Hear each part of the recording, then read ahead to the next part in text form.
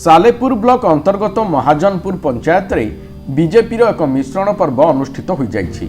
सालेपुर पूर्वतन विधायक तथा कटक जिला बीजेपी सभापति प्रकाश चंद्र बेहेरा मुख्य अतिथि भावे जोगदेई संगठन को तृणमूल स्तर सुदृढ़ करने उपरे गुरुत्व देइथिले। एही अवसर में पूर्वतन विधायक श्री बेहेरा युव समाजसेवी प्रसन्न गिरी, नारी नेत्री गीतांजलि प्रधान, वरिष्ठ संगठक कैलाश नाथ, प्रमोद राउत समेत अन्य दलर युव संगठकों को उत्तरीय और पुष्पगुच्छ प्रदान करी बीजेपी रे सामिल कराइथिले।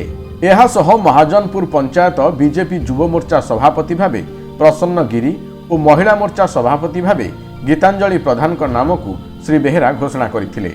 वरिष्ठ बीजेपी नेता मृत्युंजय दास, मंडल साधारण संपादक सुशांत पढ़ियारी, नारी नेत्री अंबिका कर, शिव बेहेरा, देवेंद्र भूया, सुभाष बेहेरा, जहांगीर खान, संतोष रंजन नायक, विनीत रंजन विश्वाल समेत अन्य दलीय कर्मकर्ता उपस्थित थिले।